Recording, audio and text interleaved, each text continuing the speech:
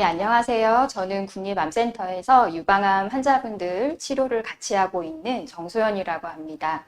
온라인으로 이렇게 뵙게 돼서 너무 반갑고요. 오늘은 그동안 궁금해 하시던 거를 저희가 질문 받고 대답해드리는 형식으로 진행을 하려고 합니다. 그래서 이렇게 어렵게 제가 두 분의 전문가 선생님들을 모셨는데요. 먼저 유방암 항암 치료해 주시는 이근석 선생님을 소개해 드리겠습니다. 이근석 선생님은 국립암센터에서 유방암센터 전 센터장님이셨고 현 임상시험 센터장을 맡고 계십니다. 이근석 선생님, 저희 시청하시는 유방암 하등분들께 인사 부탁드립니다. 예, 소개 감사합니다. 네, 저는 국립암센터 유방암센터에서 종양내과를 담당하고 있는 이근석입니다. 흔히 이제 궁금하시는 항암요법, 또 약물요법 그런 거에 대해서 전문적으로 하고 있는데 오늘 많이 질문을 주신 것 같아요. 그래서 최선을 다해서 답변을 해드리도록 그렇게 하겠습니다. 감사합니다. 또 한 분의 선생님을 소개해 드릴 건데요. 국립암센터에서 유방암 수술해 주시는 이시연 선생님이십니다. 현재 국립암센터 유방암 센터장님을 맡고 계시는데요. 이시연 선생님, 인사 한 말씀 부탁드립니다. 네, 안녕하세요. 국립암센터 유방암센터에서 외과 의사로 일하고 있는 이시연입니다. 저는 보통 진단을 받고 처음 진료실에 오는 환자들을 많이 마주치는데 거기서 이제 느꼈던 질문이라든지 이런 거에 대해서 오늘 작은나마 이제 도움이 될 수 있었던 시간이 되었으면 좋겠습니다. 반갑습니다. 네, 감사합니다. 그럼 저희가 바로 여러 환우분들께서 주신 질문에 답해드리는 시간으로 넘어가도록 하겠습니다. 다음은 굉장히 어려운 환자분인 것 같아요. 49세고 유방암 3기 말 진단 받았는데 아마 수술하고 나서 혈액암, 골수 형성 이상 증후군을 발견이 된 것 같고 이후에 면역력이 자꾸 떨어지니까 항암을 안 하고 타모xifen 앞서서 말씀드린 호르몬 억제하는 주사를 맞는 것 같아요. 질문이 이제 불안하신 거죠. 3기 말인데 항암을 안 하고 재발하지 않는 경우가 있는지, 이 치료만으로도 괜찮은지 질문을 주셨는데요. 이근석 선생님, 이런 경우 어떻게 답변을? 네, 참 어려운 상태고 힘드신 상태네요. 골수 이형성 증후군, MDS라는 질환이 쉬운 질환은 아니거든요. 네.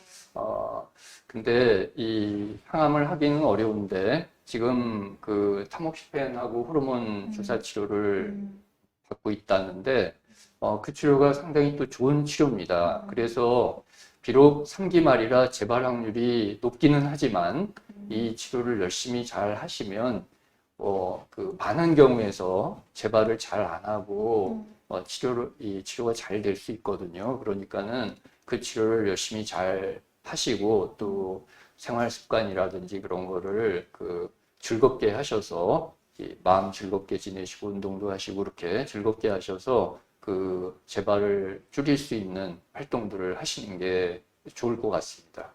네, 참 어려운 시기를 지금 지나고 계신데 잘 이겨내시기를 또 저희도 응원하겠습니다. 다음 질문은요.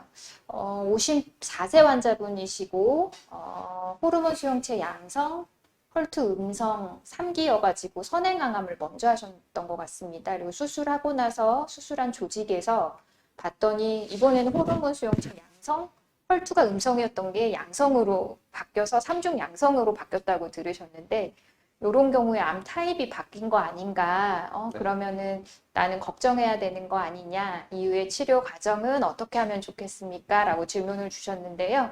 이근석 쌤이 이런 경우들을 조금 보셨을 것 같은데 어떻게? 네. 예, 이런 걸 타입이 표현형이 바뀐다고 그러는데 암세포의 표현형이 바뀌는 경우가 되게 10 내지 네. 많으면 20%까지도 나오고 있습니다. 이 경우에는 약간 조금 사실 특이한 경우긴 한데요. 3중 양성에서 호르몬 양성으로 바뀌는 경우가 훨씬 흔한데 네. 호르몬 양성에서 3중 양성으로 바뀌신 경우고요.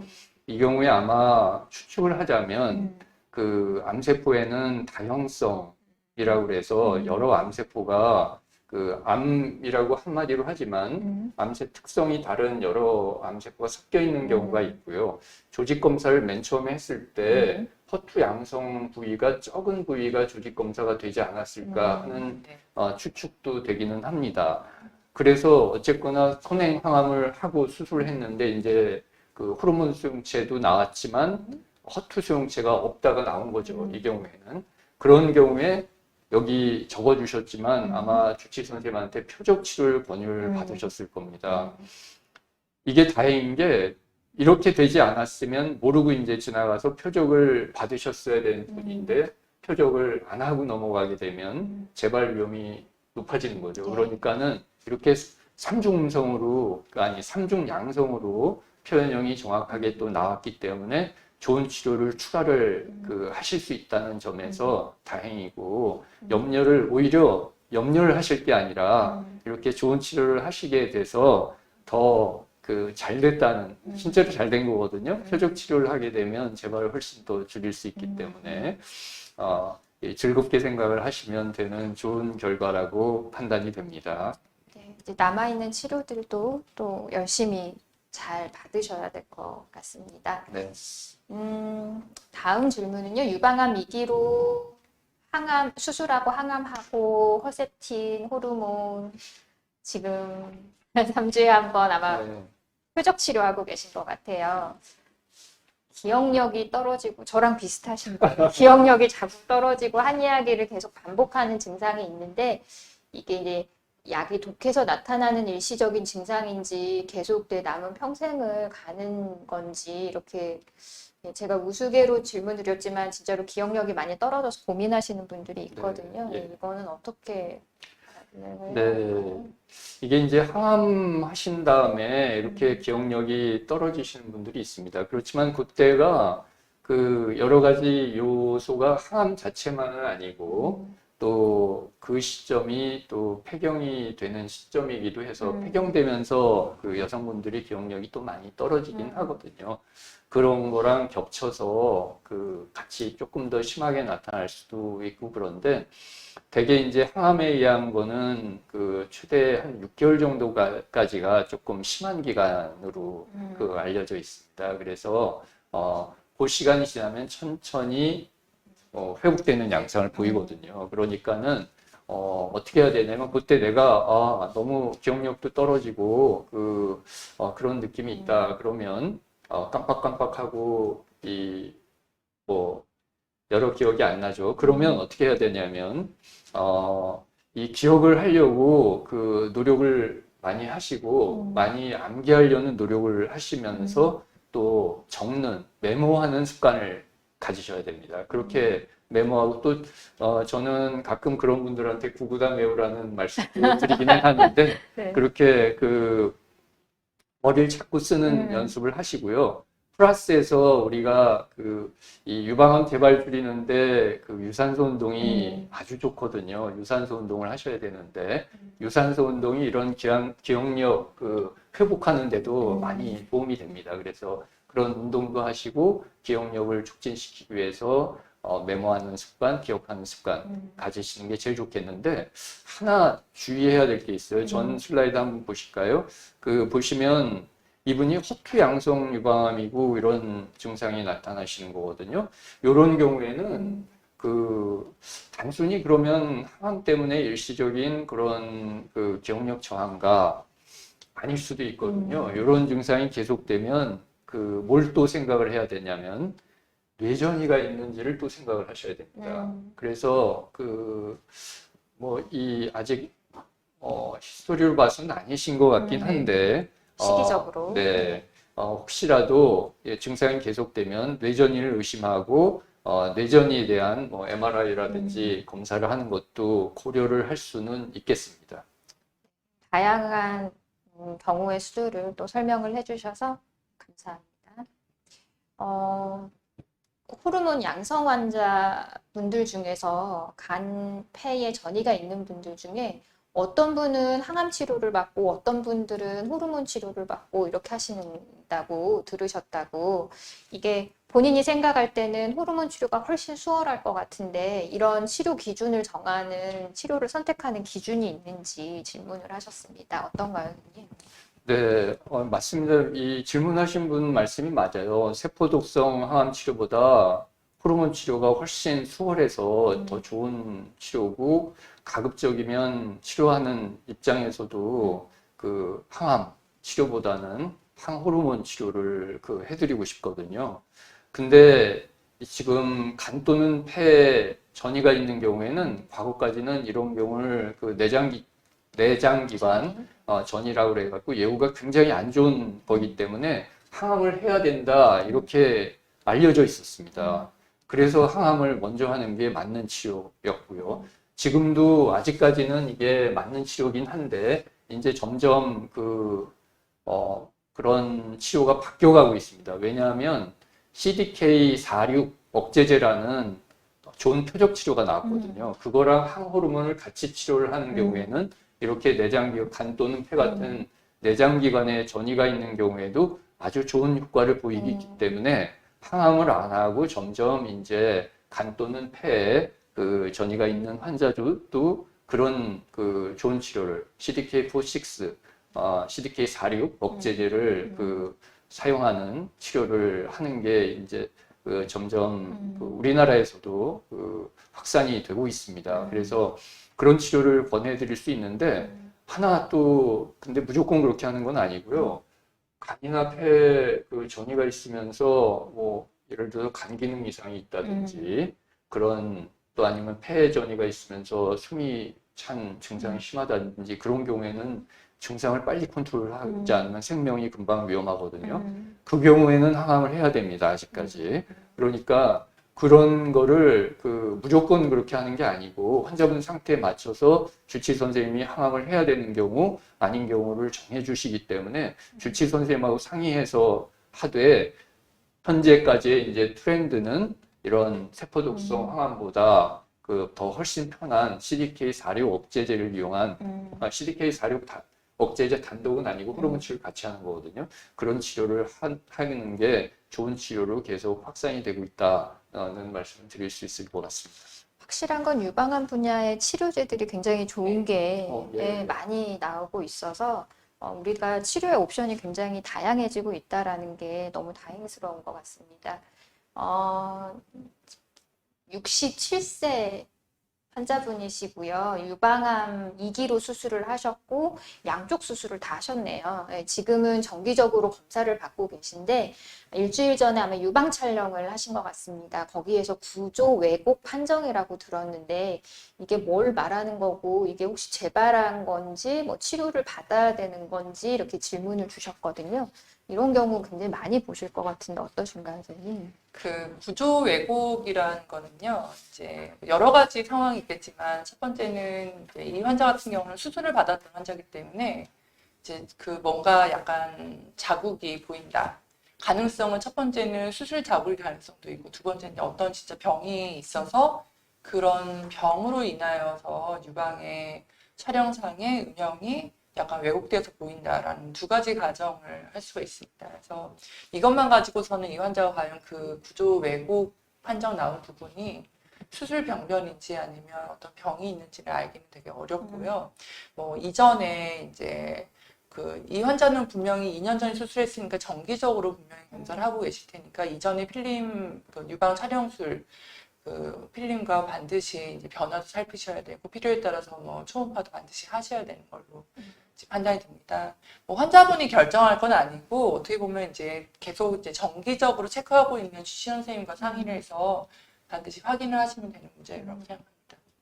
이런 결과가 나왔다고 해서 다 놀랬거나 하실 필요는 없으시겠네요. 네, 감사합니다. 선생님들께 이제 계속 어려운 질문들을 드릴 것 같은데 항산화제를 섭취하면 전이 확률이 높아진다는 글을 보았는데 궁금합니다. 저 진짜 OX가 있으면 이렇게 선생님들한테 드리고 싶은 질문들인데요. 어떤가요? 선생님 두 분께 다 말씀을 좀 들어보겠습니다. 항산화제. 먹을까요? 괜찮을까요?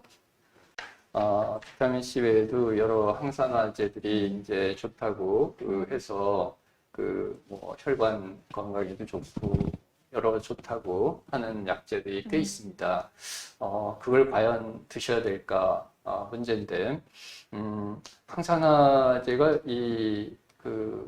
활성산소를 억제하는 게 핵심적인 작용이거든요. 근데 이 면역세포에서 우리가 이제 우리 인체 내에서는 변형되는 세포들이 계속 생기게 되는데, 그것이 변형세포가 이제 면역 체계에 의해서 초기 단계에 없어지게 됩니다.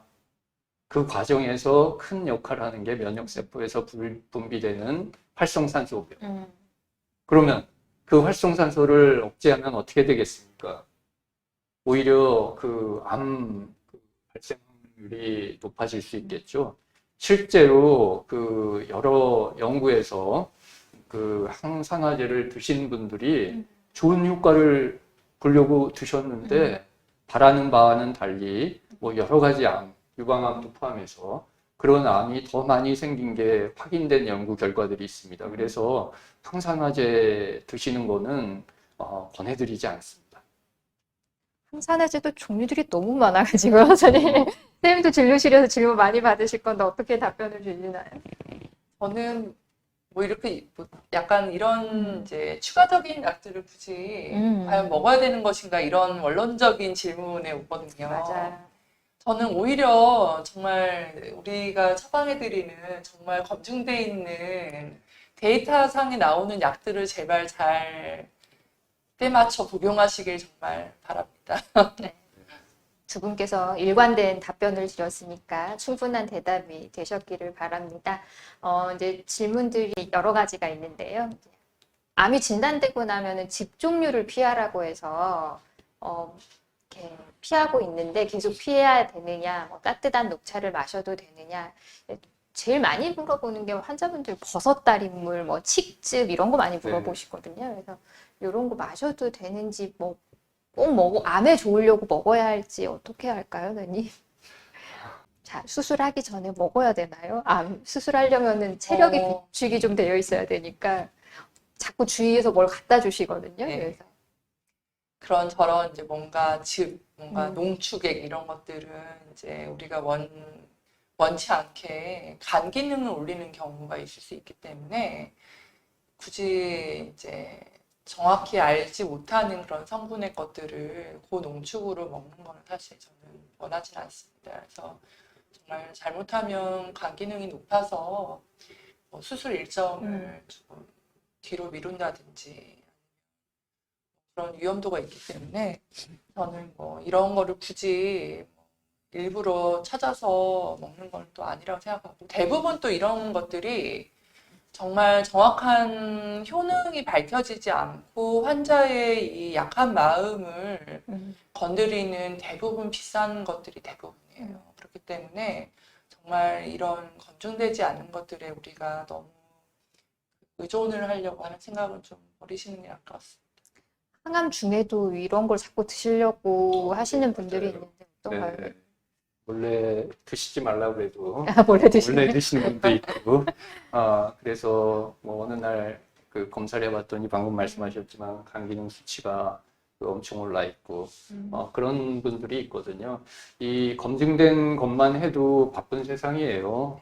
검증된 것만 해도. 근데 진짜 이 아주 옛날에 하던 우리가 잘 모를 때 원시시대부터 하던 즙 내고 그런 것들을 지금 21세기에도 계속 이렇게 해야 되는지 의문이거든요. 그러니까 제발 이런 거는 하지 마시도록 하고요. 근데 뭐 따뜻한 녹차 정도야 되지 않겠어요? 네. 네. 뭐 물론 녹차를 아주 뭐 진하게 해서 고농축 액기스로 그렇게 하시는 건 아닌데 가끔 드시는 거는 괜찮다고 봅니다. 네. 네. 녹차랑 결이 비슷하게 커피 마셔도 되냐 이런 질문을 하셔도 커피를 되는데 마셔도 네, 되죠. 그런 건 괜찮습니다. 네. 그 다음 질문은 저희가 환자분들이 이거 굉장히 많이 물어보시거든요. 회 먹으면 안 된다고 들으신 분들이 있거든요. 네, 이거는 어떡하나요?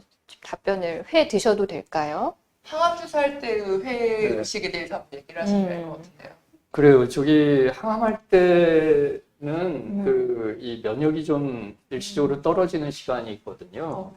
그때는 회가 안 좋을 수 있는데 나머지 시간은 오히려 뭐 회 좋으신 뭐 네. 아주 좋은 단백질이죠. 네. 그렇기 때문에 드시는 게 좋죠. 괜찮죠. 그러니까는 드시기를 권장드립니다. 그러니까 네. 항암 중에만 날 것 네. 때문에 조금 피하시자는 거고, 그 다음은 국수도 좋아하는데, 선생님 밀가루 먹으면 안 되나요? 어떻게 할까요? 네. 말씀하시죠. 드셔야죠. 네. 좋아하시면 드셔야죠. 저는 이제 가끔 환자들이 6개월만 나 이제 진료실 오면 어떤 환자는 너무 말라 있어요. 아무것도 안 먹는 거죠. 이거 먹지 마라, 저거 먹지 마라 해서 정말 영양 상태가 너무 떨어져서 오시는 환자들이 있는데 그건 정말 아니라고 생각합니다. 그래서 그런 몸의 상태를 확인해서 적절하게 골고루 영양을 섭취하는 것이 우리가 암을 이겨내는데 힘이 되는 거지 이거 안 먹고 저거 안 먹고 모든 사람의 말에 다 그렇게 일희일비할 필요는 없다고 생각합니다. 예, 진짜 밀가루 음식 안 먹는다는 얘기를 하시는데, 정말 그거는 그러지 마셔야 될 거죠. 우리가 얼마나 맛있는 게 많습니까? 이 치료하시는 게 이렇게 즐거운 거, 즐겁게 맛있는 거 드시면서 살자고 치료하는 건데, 치료하는 이유가 그거잖아요. 근데 밀가루 음식, 뭐, 파스타도 안 먹고, 국수도 안 먹고, 뭐, 그러고 살기가 어렵죠. 그러니까는 이 골고루 지금 방금 말씀하신 대로 이렇게 골고루 즐겁게 드시는 게 좋고요. 다만 어떤 분들은 탄수화물 중독인 분이 있습니다. 탄수화물을 너무 좋아하셔가지고 탄수화물 중독이 되면 이제 살이 찌거든요. 그러니까 그런 분들은 좀 그 양을 줄이는 게 필요한데 안 드시는 건 아니고 드셔야 되죠. 그런 경우에도 그렇게 좀 그 절제를 해서 즐겁게 드시는 거를 권유드립니다. 되게 인상 깊었던 말씀이 결국에 우리가 행복하게 잘 살려고 하는 치료였는데 너무 지나치게 본인을 얽매이는 거는 썩 좋은 선택은 아닌 것 같다라는 말씀을 주셔서 그게 굉장히 와닿는 것 같습니다. 네, 밸런스 맞춰서 잘 드시면 될 것 같고, 이제 다음 질문도 굉장히 많이 해주시는 건데, 이제 강황, 홍삼, 청국장 이렇게 저희가 찝어서 얘기하면 자칫 그 어느 회사의 적이 될 수 있는데, 네, 이런 것들을 굉장히 많이 물어보시기는 해요. 이게 에스트로겐 우세증이 있다 그래서 호르몬 수용체 양성 유방암 환자들 먹으면 안 되냐 이렇게 질문 많이 하시거든요. 어떻게 답변을 주실 수 있을까요? 두 분 모두 아마 많이 듣는 질문이실 것 같아요. 이시연 선생님 먼저 해주실 수 있나요? 뭐 청국장은 음식으로 드시면 드셔야죠. 그러니까 우리가 이제 어떤 한 음식을 뭔가 아까 첫 번째 질문처럼 농축된 뭐 농도로 먹겠다 이런 거는 정말 아닌 것 같고 그거는 뭐 편식이라고 생각할 수도 있으니까 그래서 이제 음식으로 드시는 거는 당연히 드실 수 있다고 생각합니다. 자기 기호에 맞춰서. 네, 저도 그런 생각이에요. 네. 근데 뭐 강황, 홍삼 이런 거는 굳이 안 드시는 게 좋지 않을까 싶고요. 그 청국장 뭐 좋아하시는 분이 있죠. 아주 즐겁게 가끔 매일이 아니고 가끔 드시는 거는 괜찮고요. 근데 어떤 분들은 청국장 환이라고 그래가지고 이 농축해가지고 그걸 매일 약효를 보려고 드시는 분들이 있습니다. 그거는 오히려 그건 그런 분들이 이제 좋게 만들려고 간절히 바라는 그런 간절함에서 드시는 거는 이해는 되는데 오히려 역효과를 볼 수가 있으니까 안 하셨으면 하는 바람입니다. 네, 이게 좀 충분한 답변이 되셨기를 바랍니다. 또 마찬가지예요. 요즘에 워낙에 건강보조식품들이 많이 나오는데 루테인, 오메가3 이런 것도 요즘에 많이 드시거든요. 먹어도 되나요, 선생님?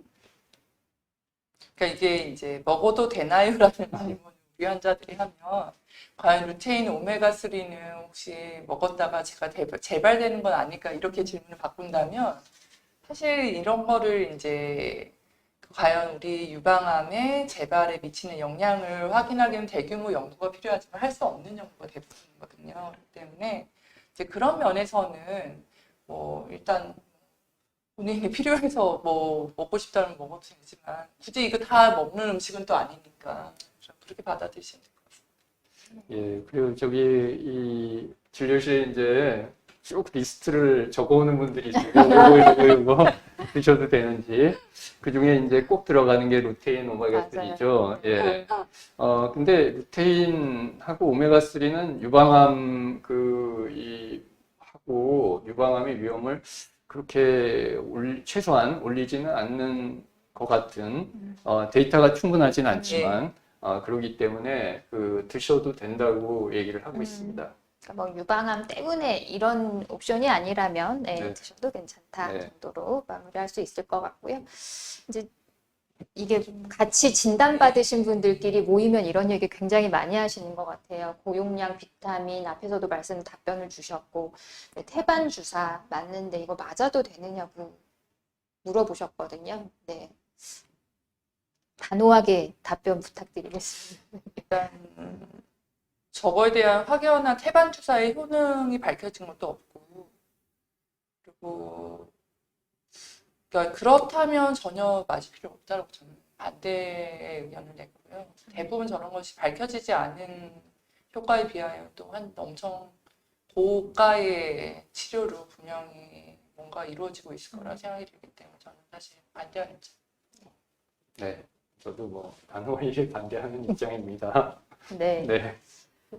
너무 뭔가 본인을 위해서 열심히 하시려고 하다 보니까 이런 질문들도 많이 나오는 것 같습니다. 이제 오늘 마지막 질문이 될 것 같은데, 삼중음성 유방암이냐, 헐투 양성 유방암이냐, 호르몬 타입이냐에 따라서 이제 관리를 좀 달리해야 되는지 질문을 주셨거든요. 선생님, 진료실에서 이런 질문 받으시면 어떻게 답변을 주실까요? 두 분 모두에게. 저는 관리는 다르진 않다고 생각해요. 본인이 이제 해야 되는 치료가 정해지면 거기에 맞춰서 잘 받고 그리고 균형적인 영양 상태를 섭취하고 또 균형적인 운동. 자기가 체력이 굉장히 떨어지는 대로 남들은 이만큼 한다고 운동을 과하게 하는 것도 또한 문제거든요. 그렇기 때문에 적절한 그런 균형적인 생활을 맞춰가는 것이 관리의 지름길이라고 생각합니다. 네. 저도 그런 생각이에요.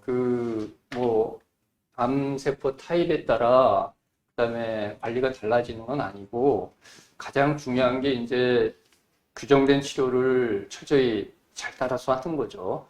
그렇게 한 다음에는 이제 본인 노력이 남는 건데 어떻게 노력하셔야 되냐면 이렇게 뭘 드셔서 더 좋아지는 게 있지는 않거든요.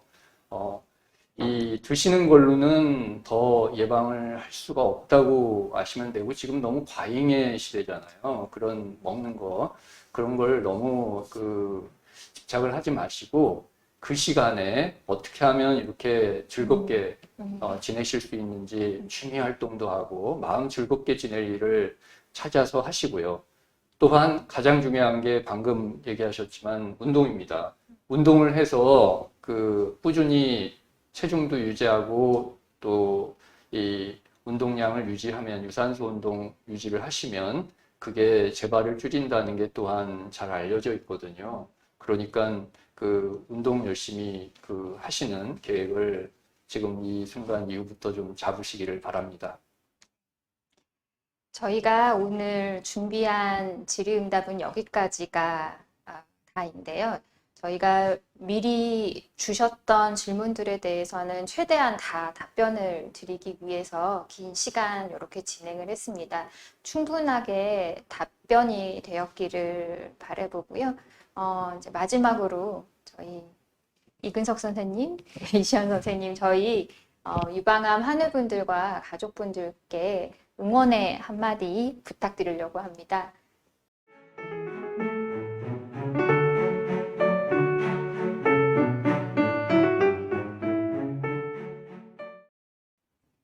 네, 제가 이 환자분들께 이 약을 처방하면서 항상 드리는 말씀이 약을 드실 때 아무 생각 없이 드시지 말고 좋아진다, 라는 생각을 갖고 드시라고 말씀드립니다.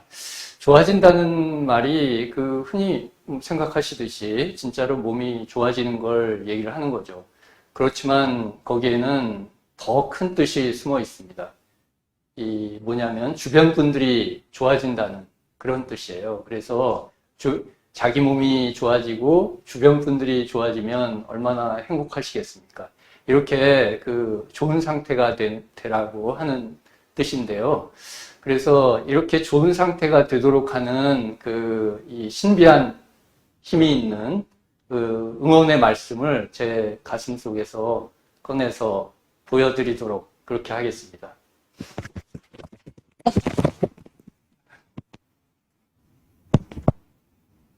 좋아진다.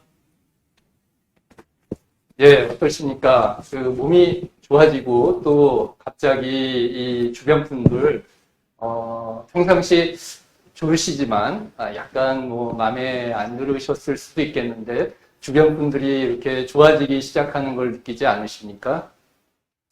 그리고 또 덧붙여서 우리 국립암센터, 유방암센터도 이 영상을 보시는 분들이 좀 좋아지셨으면 하는 바람입니다. 감사합니다. 유방암이 진단이 되면 환자들이 굉장히 낙담을 많이 합니다.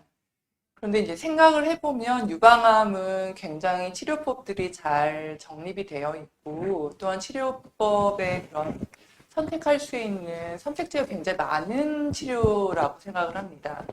사실 정말 안타까운 건 다른 암들은 훨씬 성적이 좋지 않은 경우가 많거든요. 근데 우리 유방암 환자들은 이제 대부분 특히 한국 여성들은 40대 여성들이 많이 진단이 되기 때문에 그 굉장히 비교적 젊은 나이에 진단이 되고 내가 어떻게 살아갈 것인가에 대한 굉장히 고민이 많아서 오히려 굉장히 초기에 발견됨에도 불구하고 낙담을 많이 하고 치료를 거부하는 경우가 나오는 경우가 왕왕 있는데 굉장히 안타깝습니다. 그래서 제가 드리고 싶은 이야기는 정말 유방암이 진단이 되면 정말 다른 병보다 훨씬 성적이 좋은 암일 수 있기 때문에 그 치료법을 잘 이제 따르고 관리를 잘하면 굉장히 성적이 좋은 성적을 갖게 되고 가족들과 오랫동안 잘 지낼 수 있다라는 희망을 갖고 적극적으로 삶에 임하시기를 저는 부탁을 드립니다. 하여튼 오늘 저희들의 모임이 조금이나마 도움이 되었으면 합니다. 감사합니다. 네, 쉽지 않은 일들을 경험하셨을 겁니다. 어려운 치료들도 잘 받으셨고요. 앞으로 더 건강하시고 또 아플 때에 혼자라고 생각하지 마시고 함께 해주시는 주치의 선생님, 여러 의료진들이 있으니까 희망 잃지 마시고 또 열심히 남은 치료들도 받으셨으면 좋겠습니다.